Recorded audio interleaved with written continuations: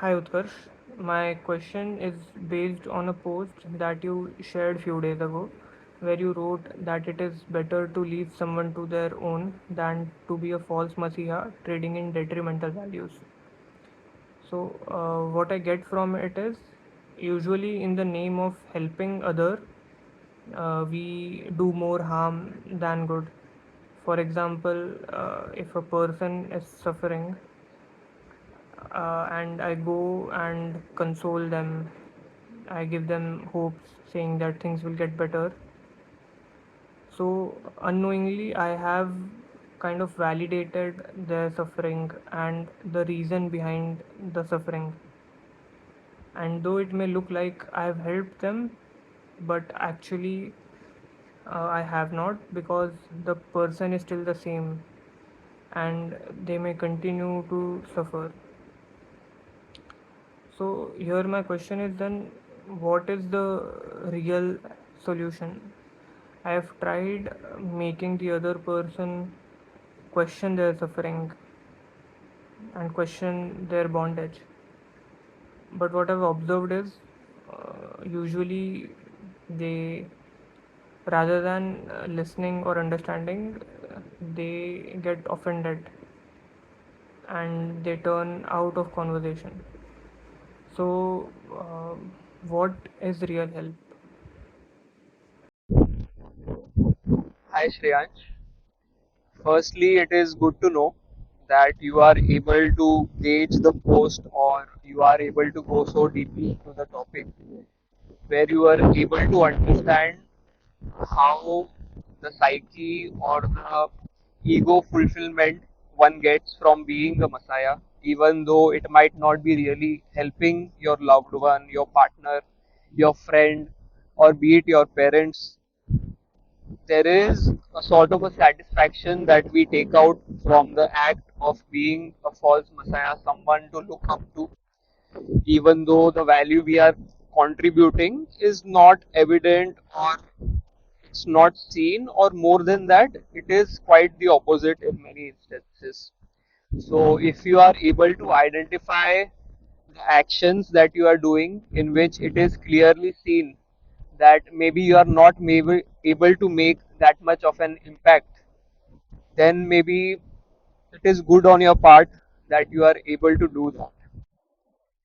Now, once you have come to realize that your actions are simply maybe not creating much of an impact, they are creating a cycle wherein the opposite person goes inside maybe a shell, or they are not able to empathize with the cause that you are raising. It is a good approach to maybe refrain from it and think about it, that what has been done, like what are you doing, is it making a good impact to them? And evidently in this scenario it is not. So now we go to the more important part of it, which is analyzing in a way as to what can you do that will make an impact in their life. So for this I would like to give you an example of when we were kids, or when you see at kids, understanding the psychology of kids, that usually children, what they learn is not what is taught to them by means of verbally expressing or commandments telling them what to do. Rather, most of the things that they learn, they are from observing what the teacher is telling them. And usually those observations are the most which actually stay in the lives of people. So it becomes more important for you to, instead of telling them what to do, to bring those things into your own life. For example, you talked about bondages and maybe some sort of a rut. So have you been a good example to them through your life or whatever you are living? Are you able to showcase to them through your example instances of having left bondages, not just through your words but actually through your actions? And if you are able to do that, many a times the need for explanation just vanishes away.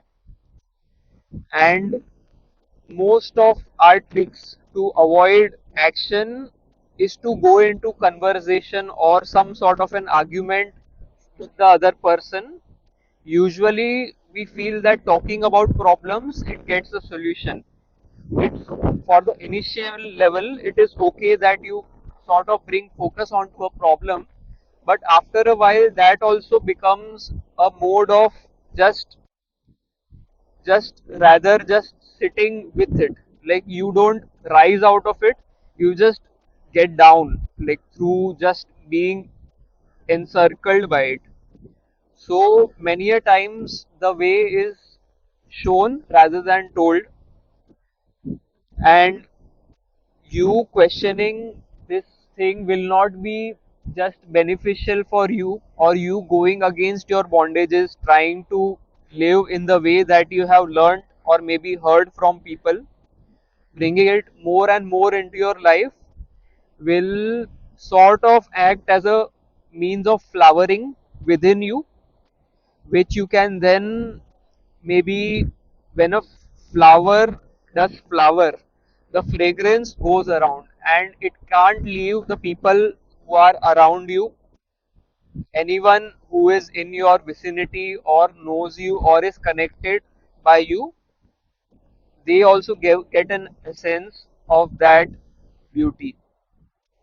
So many times we keep fighting this losing fight of trying to just explain people or think that okay, I am trying to be an activist in certain scenarios or trying to outreach with people, but it is a given that in many instances we don't understand where they are coming from as well. So that is another limitation that we have, and only if one tries to bring those things in their own life we understand where the other person is coming from as well. And having transcended this in their own lives, it becomes quite easier. There is a weight to what you say then in that instance.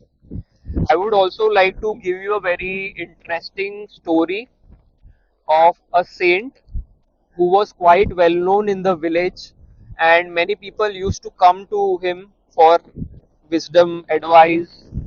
And there was a scenario where a lady from the village had come in along with her young son, and the issue that they were facing was that the young kid, he used to eat a lot of sugary sweets, and whenever there was time for jaggery harvest in the village he used to have a lot of it, and because of that his teeth had gone all twisted and catching a lot of infections. So the village vet or the doctor had suggested him not to, but he used to not listen. He used to rush out of the house and just make ends meet somehow or the other way.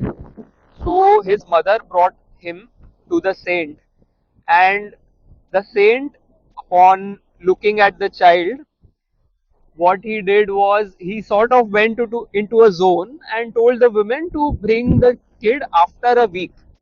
So after a week, the lady she brought the kid along with her again, and what happened is the saint told just had a look at them, and the saint again reiterated the same stance, saying that you bring him in after one more week.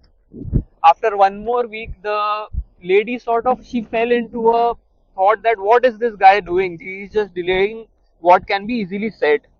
After another week, the same thing happened, and the delay was again say the saint said that right now I am not able to convey, bring him after one more week. So after one more week, the saint actually told the kid, he explained to him that you should not have sweets because this is doing you problems and don't do it. So the lady, she was surprised, and after the discussion she asked the saint, you couldn't have told the same thing to him in the very first instance. So the saint sort of smiled, and what he told the lady was very revealing. What he said was, I did not tell the kid to have sugary substances. was had because I myself had an addiction, not an addiction, but a sort of a small affinity towards sugary substances. And these weeks that I took to sort of delay telling the kid about it was for me working on myself, and my working of my on myself involved abstaining from the sweets and being sure that I can stay without it. And once I was done with that, I was able to tell your kid. So that is the sort of humbleness, the action towards life that is required. And if you try to inculcate this in your every act, you would certainly end up becoming beautiful person. Not saying that you are not, but it's just something that adds a lot of humbleness and a weight in your voice. Hope this answers it.